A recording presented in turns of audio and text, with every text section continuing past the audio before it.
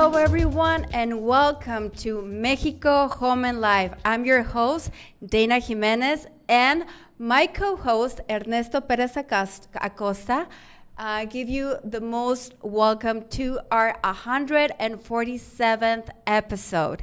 Today, we are live in Radio Diferente Studios in Cabo San Lucas, Baja California, Mexico. We want to give thank you to our director of Radio Diferente, Jonas Castro, Director-in-Chief, that he always makes for us to bring you this programming. Today, will be talking about golf, and I will introduce just in a bit our guest. I want to take this opportunity to thank our sponsors, Samantha Buckley Hugginson. Samantha is a life coach and what I like to call her also an ass kicker extraordinaire. You can find her at yourcoach and trainer.com. She has many programs, many things that she can help you right now unstuck yourself. Also, Samantha is a best-selling author of the book Unstuck Yourself. So I really, really recommend it. Also, we'll be talking and showing some listings from the company that I am very proud to be an agent, a real estate agent, and that is RE Mexico. So please visit our website. It's caborealestate.com.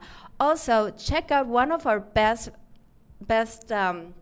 listings. We have one great listing in Danzante Bay, and that is on the MLS number 18-1863, and it's in the Seaside neighborhood for $7.2 million.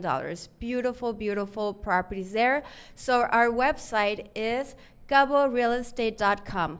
Also, I wanted to mention that I'm very happy to say that real estate here in Los Cabos, we thought it was not going to be as active as we thought it was, but it is. And in fact, right now, guys, you know me, if I'm looking for a house, I have buyers for $1.1 million, and we have not found that special house. So if you want to sell, you have a fire sale, please contact me at dana@caborealestate.com. All right, enough of that. We are passing to our guest of today. I would like to welcome and give a big, big thank you to Channing Benjamin, founder of Golfography. In Spanish, it's a little bit hard to mention that. Welcome, Channing. Hey, thank you for having me. It's great to be here with you. Hola, Mexico. Hola. Well, Mexico is very, very happy. I shared in Instagram and in Facebook some of your images. You are so talented in how you capture the essence of the game. So we want for our audience to get to know you more, your story, how this all began, because you also have a background in directing video for concerts. You work with very famous singers in the United States. So tell our audience about your history. Yeah, that's pretty accurate. I started directing live concert videos. So I'm from the Midwest in Indiana, back in the United States, and actually, tell you the truth, I started working for my dad. He's a pastor of a church, and through the church, they have a media program. And in the media program, I learned a lot about television production and audio. I also went to school in Indiana and studied communications. But during that whole process, I did some work for an ABC network affiliate. And my passion, though, is music. So I took my directing skills to live concert video directing. So there's a place back in the Midwest that we used to have every major act would come into town from, you name the artist, they would come there, and I would have 4 to 6 camera people, and I would direct them and tell them what to shoot, and I'd switch it, so your director probably knows what I'm talking about. So I did that for a couple of years, and I did some national basketball games, and then I moved to California in '99, and I was a video director there for a music group called NSYNC. A lot of people didn't know who NSYNC was because it just started. I didn't know who they were really, but I took it as a big job. We got to tour around the world and do live shows for massive audiences, 80,000 people. We went to Rio de Janeiro, did Rock in Rio, and there's a couple 100,000 people at these big concerts. And we did shows at Madison Square Garden in New York. And that was a big deal for me in the early 2000s. I worked with artists like Britney Spears and Pink and Cisco, tons of groups. So that's kind of how it all started. It was for the love of music and arts, and I've always been blessed to have an eye and be able to uh, kind of capture an image. But I was never into photography. Never picked up a camera. I was always telling cameramen what to do. So I told them, this is what I look for. This is what I need from you. And I would communicate that to multiple people at a time. So it was challenging, but it was beautiful because we'd paint a picture every night for thousands of people to see. Because, when you're at a big show, you can't really see the stage, you can't see the artist, you're relying on these huge screens. And we would be basically creating the show, and whatever I communicate to my camera people, that's how that worked. So that's kind of a background on how the arts uh, became a part of my life. I heard in one of your interviews, and let me tell you that also your humility, it is so inspiring because Thank you. you were saying that you don't take credit for that. You were born with that, having that eye that can capture. And at the beginning, you were doing it for yourself, but then you wanted to share it. And like you have been named the most interesting man in golf. Also, you're officially a photographer for Pebble Beach. That's in my Correct. bucket list to play in Pebble Beach. Any golfer's Yeah. bucket list. That's a special place, and that's a special feather in my cap, I guess you would say. I have an opportunity to shoot there whenever I want, and there are many golf courses there, but obviously the most popular are Spyglass and Pebble and Spanish Bay, and there's so much history there. And the interesting thing about that is that those places have been photographed so many times for years, but somehow I've been able to bring a new, unique perspective that many people have never seen. And that's the gift, I guess, of I have, where I see things differently, and I'm able to put it down on film. That Pebble Beach has it's special. It has so many different microclimates, and different things change quickly there. And for photographers, challenging. There's a lot of wind. There's a lot of overcast, marine layer, fog, and then sometimes the light will come through and just bang, it's right there. So you have to be there. Obviously, that's the most important part. But being able to capture that and have people go, wow, I've never seen that hole look like that. Number 7, I've never seen. I love that. That's what I'm after. I'm after some completely unique perspective. So I sell my images through my website, channingbenjamin.com, from Pebble Beach. But I also use kind of Instagram as a gallery somewhat for people to see different parts of my work that they'd never see. I can't put everything on a website, obviously, but that's kind of how I've used Instagram. But Pebble Beach is special, so you have to keep that on your bucket list. You have to make it up there one day. It's a special place.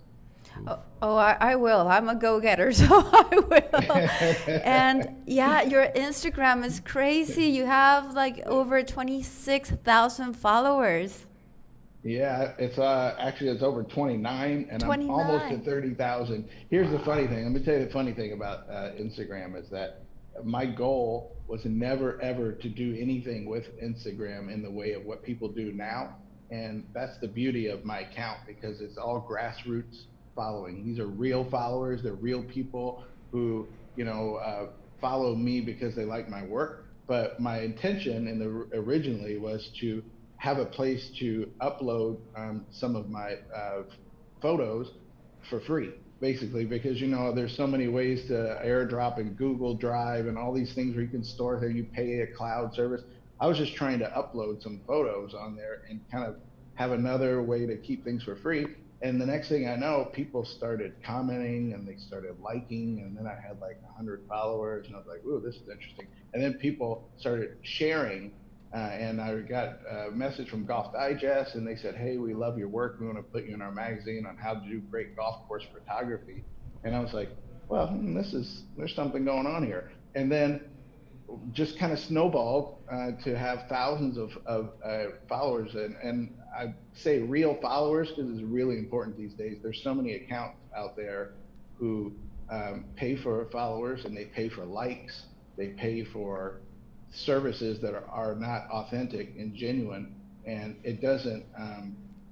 It helps them somewhat, but there's a you have to be able to read through that. So I'm proud that to say that people follow me and they're real people and they're real golfers. So if I go to a client and tell them I have a lot of eyes on my work and through my social media, they're able to then kind of validate that, and they're able to see the authenticity in the responses that people get. So Instagram's powerful. It's a great way to share and to grow your own personal business. You know what, Channing, I want to take the opportunity to mention this, and then we'll go into the golf section, and Yeah, here yeah, Ernesto will ask you some questions. But you just touched a subject really, really important.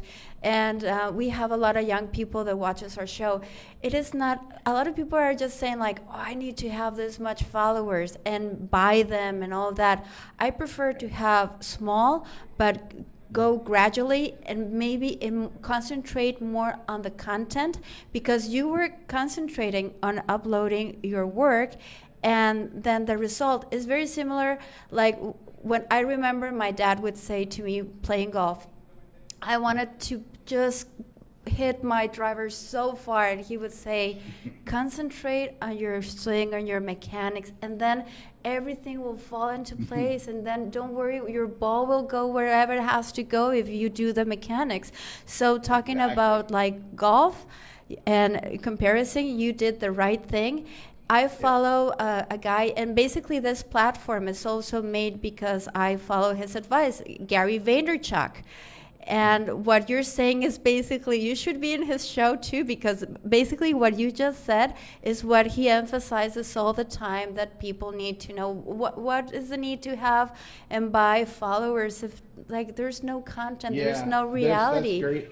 That's a great analogy because your golf swing and the how it grows and how you become a better golfer just through working on the core fundamentals. It's the same as with my Instagram handle. I like that. That's a good analogy. People don't understand that um, there's no benefit of paying for followers or likes because a real company can dissect your account immediately and can tell that you have 30% of your followers are from Russia and you're from I mean there's all I mean it's pretty easy when you have like a couple thousand followers and you post something and then you get like 10,000 likes. Well, it doesn't even make sense. It doesn't add up, and I don't think it helps any person to be disingenuous and not be real about their account. It depends on what you're after, though. There are a lot of models, and that there are a lot of people out there on social media and on Instagram for different reasons. For me and for my art, it doesn't help me one bit to not be real. It's got to be real. Exactly, and you can detect that. Also, one of the things that I've noticed on the videos that I was watching, you're so Mm. serene, and you also gather a group of other photographers, and Yeah. that Yes. you create community. So that is Yeah. really, really good. Yeah, so that is the golfography experience I created, and I did that. If you want a little backstory, I'll give you a story on that. I think it's pretty interesting. So, um, a lot of people message me. One thing about social media that's amazing is how many messages I get. People don't always comment on your post or anything, but a lot of people watch and they don't say anything. A lot of people are watching you every day, and a lot of people send me a ton of comments every day about, oh, you're living the dream, and oh, how do you get to play these wonderful courses in the perfect conditions, and look at your pictures, you got sunrise and sunsets, and what a life, right? I get that all the time. How do I become you? I have on my messages about 15 messages now. I showed my wife this morning that I haven't responded to, but it's the same message. I love your work. You inspire me to do what you're doing. How do I do that? So I created the golfography, golf and photography experience, where I host at a venue a 2 or 3 day kind of a workshop, but I don't like to call it workshop because it sounds clinical. We're not sitting there, eating nuts at the table watching. The idea is to gather like-minded individuals who love golf, love photography, love nature, love community. We all get together and we spend the weekend at a very nice place, being wined and dined, and have a first-class experience. What we called in the first event, we call it the Channing experience because people wanted a hashtag. Sometimes it's good to have hashtags, right? So we want the Channing experience. Well, we had it at a place called Rams Hill in Southern California. People came in from all over the United States to be a part of this event. And basically what we did is we talked golf and photography. We played golf, but then we did some sunset shoots and we did some sunrise shoots. And it was kind of like a really unique outing that didn't have a real focus, but it was more to just kind of, get to meet new people and to have fun. Well, that went really well. And so I got a lot of responses from people, golf courses and organizations around the country that said, hey, we want you to have that event at our place because we can tell that one, it's good for marketing. Obviously, if you have, 10 to 15 people who are taking pictures of your golf course for a weekend and posting it every day, they're proud of their work. And so that host site gets a lot of feedback. They get a lot of marketing, a lot of exposure. So I've had people reach out to me and say, hey, we want to have that at our place. So I've been able to arrange that at several really high-end, really nice places where people can come be a part of the golfography experience. They pay a fee to come. They get triple whatever they paid. The value is they get a lot of sponsored, TaylorMade, Callaway. They send a lot of product for the people. Some of the camera manufacturers send product for the people. They get a 2 or 3 day workshop with me and another host facilitator to talk golf and photography. They eat, the finest foods and play the best golf courses. What's not to like, right? So it's a great idea that I'm turning into, and this is only a year old, but it's growing quickly. This next event we're having is going to be actually in Virginia, on the East Coast in October, and it's going to be a fantastic event. It's another weekend, and we've already sold out, so unfortunately people can't come now. But we're arranging for next year's events. But it's exciting. I'm super excited. That's what I like to grow the game. The PGA of America is coming to be a part of the next event. TaylorMade Golf is sponsoring it. And, we're growing the game. It's a unique way to get people more excited about golf. There's, people like to say that golf is dying. Golf is not as exciting. It's too expensive. It takes much time.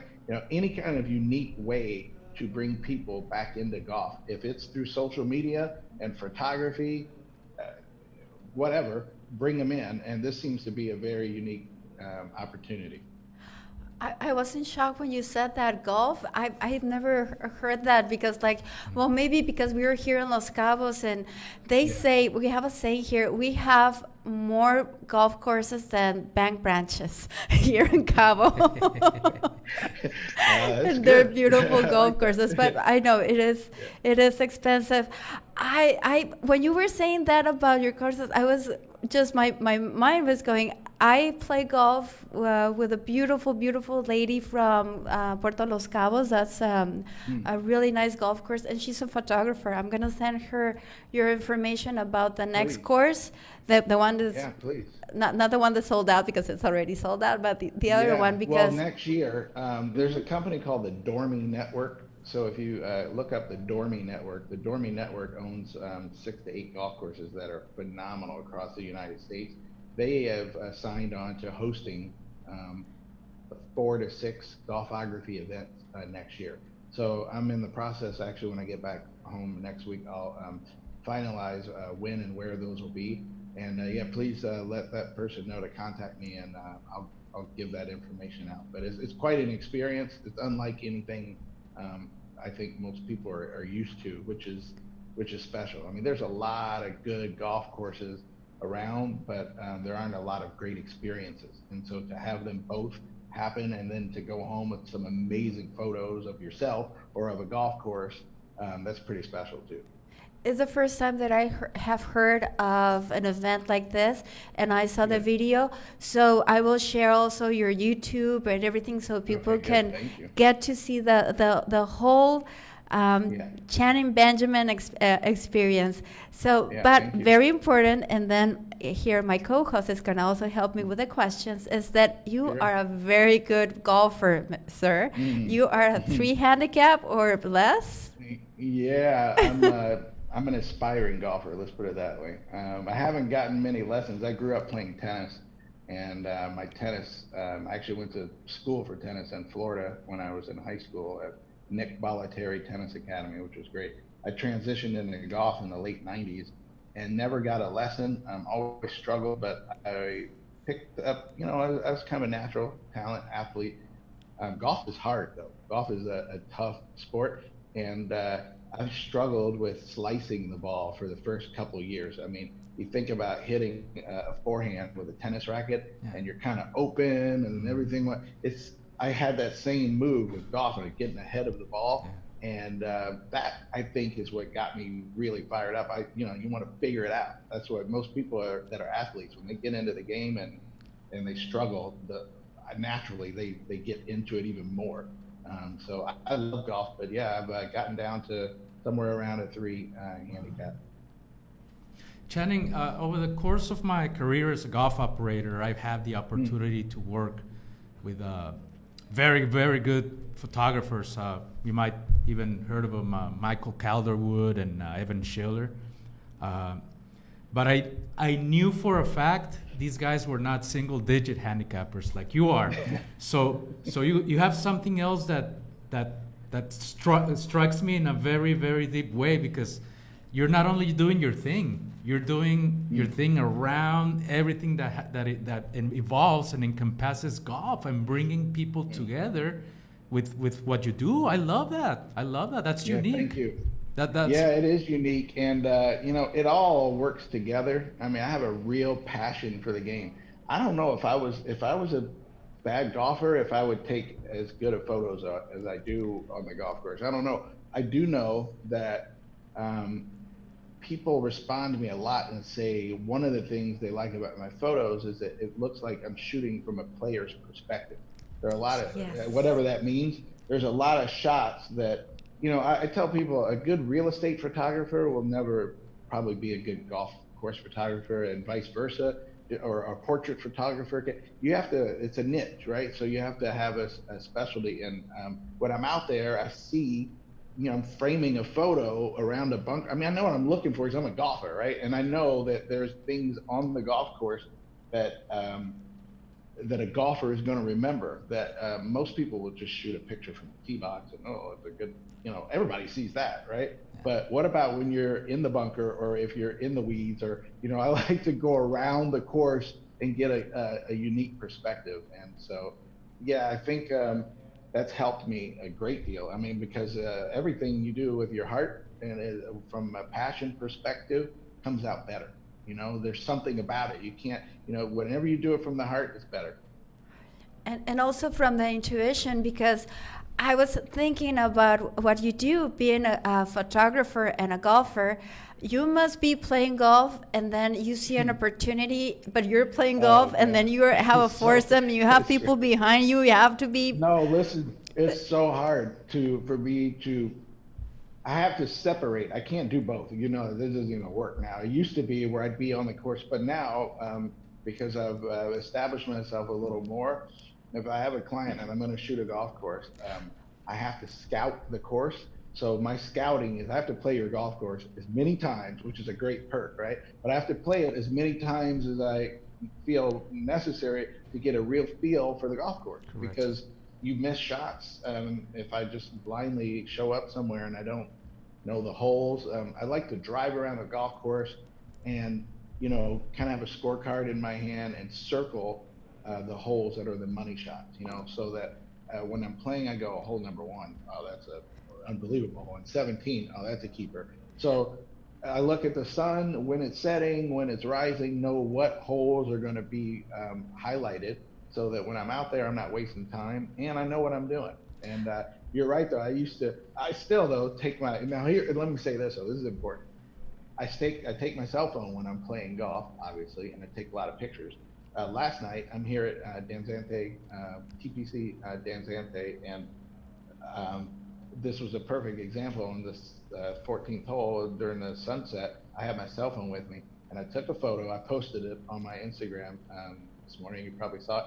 It was an amazing photo, and I didn't need my fancy camera. I didn't need my drone. It's just, cell phones are incredible these days. That's part of what we teach in the golfography experience. You don't have to be a professional photographer or professional golfer to come to this. It's all about, composition, framing.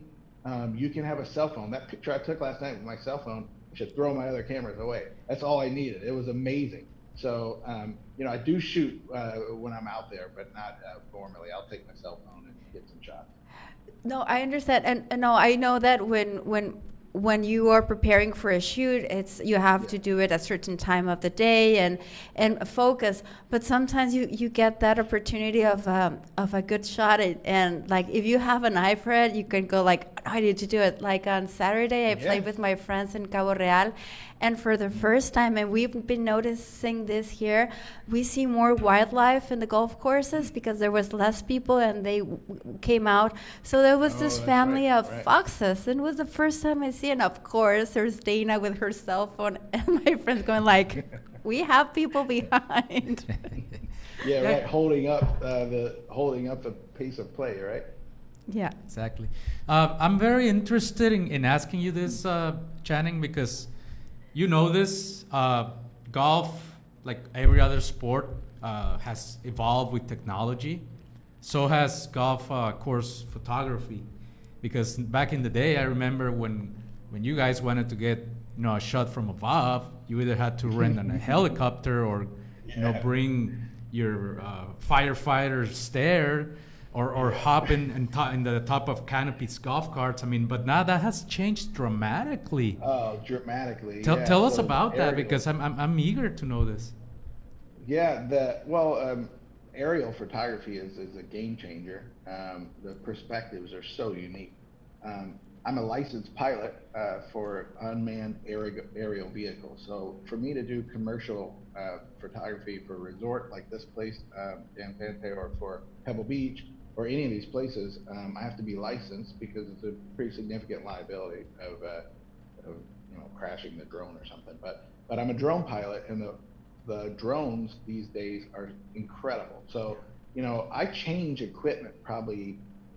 I'd kind of liken it to golf equipment. I think every 2 years you should probably change your driver or your set of irons. I think the technology actually changes. It might be minute, but it's enough to make a little bit of difference. And for what I do,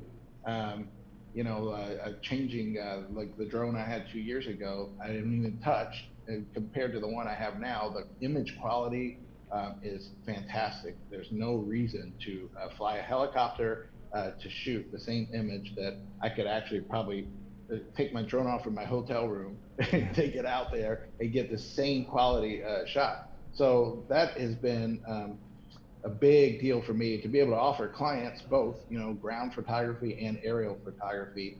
I've used that drone to scout the location as well. I pick it up and see what's going on when I first get to the place. But cameras also, not just drones, but cameras are pretty special too. There's mirrorless cameras now that I use. I use a Nikon Z6, a Z7. I have Tamron lenses. Clean, man, they're sharp. They make me look good. They're quiet, so I can be on a golf course just like the drone. It's funny. All these things are the same. The drones are quieter. The cameras are quieter. I can take pictures, and take 10 frames per second of your golf swing without you being bothered. Wow. That's pretty important. It's not distracting. And, post-processing, that's another part of the equipment that has changed. a lot. So nothing you see from me is raw out of the camera, except for that cell phone picture from last night. But typically, I will take my images and I will edit them through Photoshop or Lightroom, not making them fake, but only enhancing certain parts, colors. Maybe there's a tire track across the fairway in the early morning. There's certain things that I clean up somebody's footprint in the bunker if the course maintenance or superintendent, if they didn't help me out, which I usually do. But all of those technological changes have allowed for what you see. And there are a lot of people that don't go the extra mile to do what I'm doing, and I think that makes a difference. They're not spending extra money on the newer equipment. They're not editing in the formats that are out there, and it makes all the difference in the world.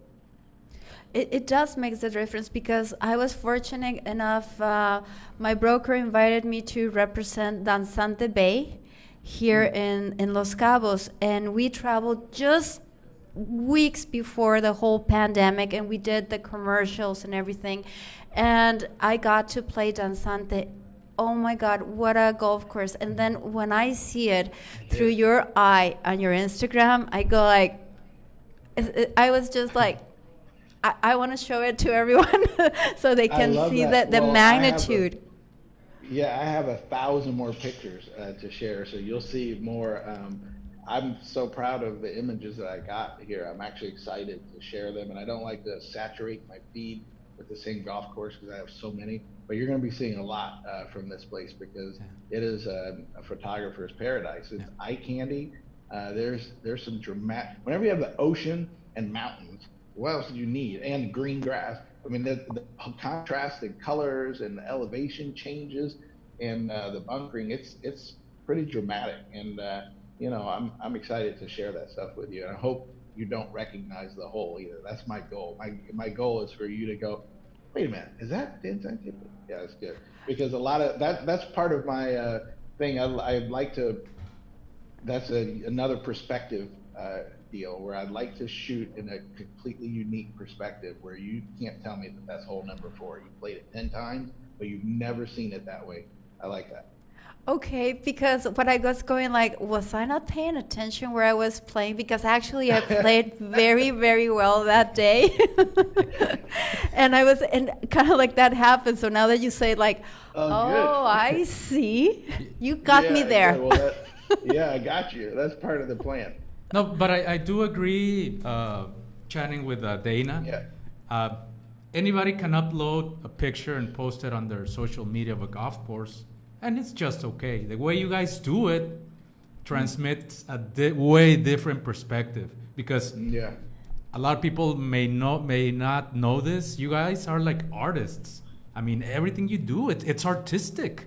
And the work in preparing a golf course before you have to go there and shoot it. I mean, I've been there a handful of times, and everything has to be perfect. Like you said, no tire tracks on the fairways, no footsteps on the bunkers. I mean, if there's no people, better. Yeah, but it has to be that way because the point for any client, I tell them their goal is to have the most beautiful golf course in the world. I mean, why else would they put a picture out there if it wasn't first class represent? I mean, so they need to do their part in preparing the course that way. We shouldn't shoot at any time when it's not perfect. And I'll wait. I'd rather wait personally because it's reflective. That image is still reflective on me. It's not just on the golf course. And I don't want to do too much of the extra work. But when I grew up, my dad always taught me, which many people probably, but excellence is paying attention to detail. Yeah. He's like, you don't put anything out there that you want, if you're not proud of. You pop your collar and you say, this is my work. Well, I focus on fine art photography. It's not pictures, and I say it's fine art because like you just said, we're artists, and there's nothing that I put out there that I haven't put my art on, like my touch.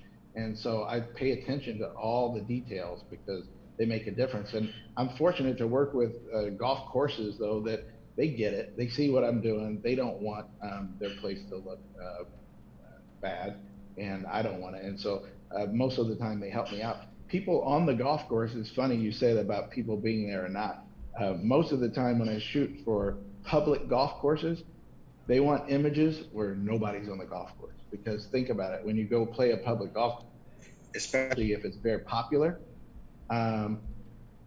you're in your mind, you're like, oh, this could be a 5-hour round of golf. You'd be waiting, there's people in front. Most public courses, they don't want that perception. Private courses are the opposite. They want to see people out there because a lot of high-end private courses, the membership is slower to be attracted to because they think they don't get a game. There's no one there ever. There's no fun. We want to see more life at a private club where it looks like you want to be a part of it. So we arrange, every course is different. You know, at Pebble Beach, they shut down the front nine for me at 3 o'clock in the afternoon. I'll have, you know, 2 to 4 hours where the front nine is by myself. The back nine, I shoot in the morning. No maintenance people, no one on the golf course, so I give it that look of, so everybody's different, but that's what I do. I try to give the client what they want.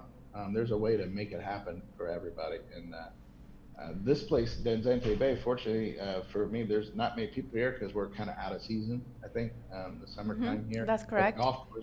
The golf course is still in great shape, so it's perfect. Channing, have you ever had, and I'm very curious, have you ever had an experience where, you know, you were eager to go to, or you were hired to go to this place you've been wanting to shoot for a long time, and what happens when nature doesn't help at all? Good things don't happen. Yeah, you know, that's the tough part. Traveling to a place. That's the one thing I like to teach in the golfography experiences. It's called patience. You know, that's a photographer's deal. You have to wait on it, whether it's light or whether it's weather. Yeah.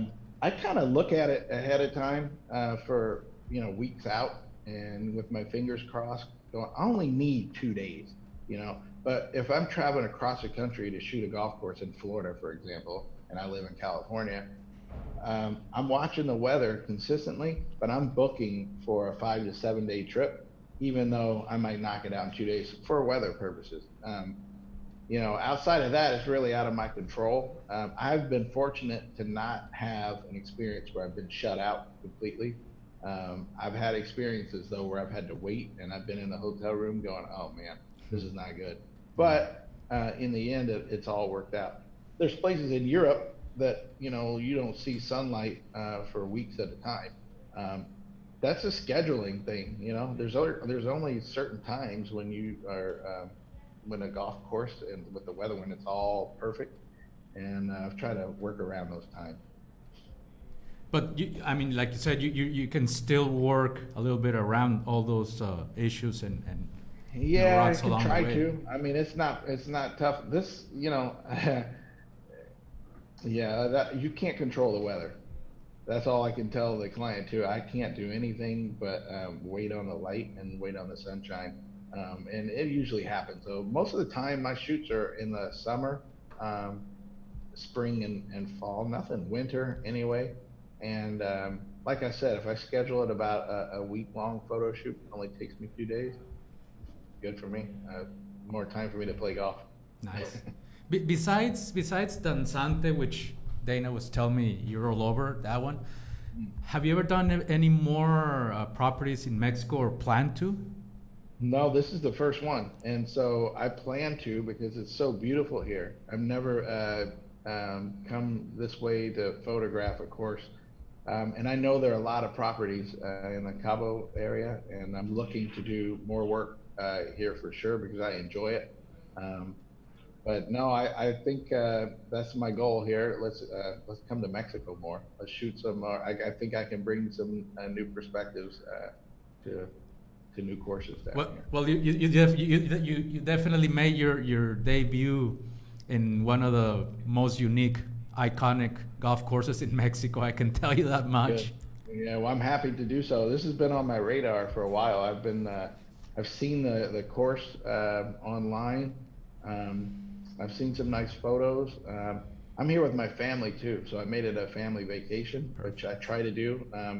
I did a photo shoot in the Turks and Caicos Islands last year, and did the same thing. If ever I can bring my family so they can experience a little bit of heaven on earth, is what I call it. I like to bring them as well. My kids will never forget it, and they know Dad's here to work, but we have time to play too. So. That is pretty awesome. When I was there in Danzante Bay, I mean, the golf course, but then you have the trails and everything's very well marked and really nice, the food, everything. So if you're an active person that likes to be outdoors, Danzante Bay in Loreto, it's great. It's a great place. Loreto actually was one of the first touristic places that was created by a Mexican government back in the 70s. And it was popular even when it started because it started the way it should be. Great golf courses, great sightseeing, the Sea of Cortez. I mean, you're talking about a mine gold right there. And that's right. It must be a great experience for you to start your venues in Mexico with that one. It is, and I'll tell you one experience I was looking forward to, which I don't know, maybe people know about it, but out here there's not a lot of light pollution, and so at night you can touch the stars. So I told my kids on the way here what I wanted them to do, at least one night, was go touch the stars with me. I want them to come out and see what I remember 20 years ago coming to, I went to a place called Bahia de Los Angeles. Yeah. And we stayed in a palapa there one night, and I remember, oh my God, look at the sky at night. And so I wanted to come down here and do the same thing, and we did. So I took my son up to hole 17 here a few nights ago, which is an iconic hole. It's up on the water. It's the one most people see from this course. But at midnight, it's a whole different scene up there. It is dark, and the sky, it's like a planetarium. And my son was blown away, as was I. And I took some photos, actually, and got incredible shot of the Milky Way. And I'm going to post that on my Instagram pretty soon. But what a special place, you know, to be able to see the stars and have a little light pollution. And then in the daytime, the water, I mean, it's all encompassing. It's all here. That is a great point of view and something that we will share with our friends and our audience. And thank you for saying that. I also enjoyed very much watching all the activities you were doing with your family, beautiful family, by the way. Oh, thank you. And I saw a video with the pro, with Danny Garcia, that we want to say hello to Danny. He's great. He was awesome. He met us for our first round of golf. I played a few times since I've been here for a week, and he was hosting us, I guess, and I got to take him, my son, up to the range, and he got a lesson from the pro, and the pro, he's a super nice guy. He's great, and he says he's a good golfer. One day, maybe if I come back, he and I will play. We didn't get to play this time. Yeah. Are there you as a golfer? I suppose you enjoy playing every chance you get, but now that you're actually including one that was assigned by Mr. Rees Jones on your portfolio, are there any other Rees Jones properties you would like to? Have you played any other, or you would like to? I've probably played a few and didn't know it. Honestly, this is the first one I would say that I formally knew this was a Rees Jones property, and I've been around for a while. Yeah. Just so you know, my golf photography career only started 7 years ago. So I didn't, 7 years ago. So I've grown tremendously in that short period of time as a photographer and as a golfer and et cetera. So I've probably played a course of his and didn't know it because before I wasn't paying attention. I'm more paying attention to my golf swing and that sort of thing. But hopefully he gets a chance to see some of the images that I've produced from here. And he might want me to come shoot another one of his places. Yeah, I'm sure he will. They all do. They're always watching out for who's, taking pictures of their designs and everything. And I like his designs. I played a couple, and he does a very, very good job, and I love it. Yeah, as a golfer, I noticed the design aspect that I like was that this course is pretty fair. It's not overly challenging. I have my kids and my wife, and they're not very good golfers. So a wide fairway is everything, I remember I've taken them to other golf courses, and they're like, "No, I'll skip this hole. Oh, I'll skip this hole." This place, they want to play every hole. I'm like, "Oh my God, what's going on here?" They're like, "No, I can play this hole." You know, they see it as an opportunity. That's huge, right? For a golfer to be able to have confidence. That's everything. If you don't feel like you're going to play a hole well, you're probably not going to play it. If you don't feel like you're going to make a putt, probably not going to make it. Them standing on the tee, they can't wait to hit it down that fairway. That's a credit to Reese Jones and his design, because it's very playable. Yeah. Definitely there's some trouble here and there, but to the golfer's eye, it's very playable. Okay. Our director is comment that we have 3 minutes to end the program, and as you were saying that, you know, by watching your photographs, your amazing photographs, that you're an artist, I was thinking of when you get the opportunity, how we can work that out, that you come to Cabo, because we have our iconic arch, but with through your lens, through your creativity, I know it's gonna look so different. So let's work on that. I would love that. She stole the idea from my mouth. I would love to see that. Yes, I did. Yeah. Yeah, I think that would be awesome. It was my next question, actually. And also, it's just like you're an artist, and like somebody explained to me, an artist can have like a paintbrush, a click, or a mouse, but you're just creating art. You want to say another question? No. I mean, Dana stole it from me, but I mean, I'm sorry. if you like Loreto and Danzante, which I can probably understand why perfectly. I mean, it would be an honor if you come Cabo and just see what we have, because down here it's charming as well, and some of the sightseeing down here, it's to die for. Yeah. Yeah, I'm foreign to that part of Mexico, but I'm looking forward to it. I'll definitely try to come often. We'll talk about that. I know that you and your family, the kids, will enjoy it very much. Excellent. Well, Excellent. it's a pleasure to chat with you, Channing. And Yeah, one last thing, if you're still struggling with that slice, just let me know, and I'll make a trip over to Loreto, and I'll take care of it. Yeah, I like it. You're the man. Thank you. I appreciate it. That would be awesome. Thank you so much, Channing Benjamin. Amazing interview. Thank you so much for this time, and welcome to Mexico. Thank you for having me. Nice meeting you both. Okay. Thank you, Channing. Thank you, everybody, for watching, and thank you to Jonás Castro, our director of Radio Diferente, and my co-host, Ernesto Perez Acosta. I am Dana Jimenez, and I'll see you next week. Thank you.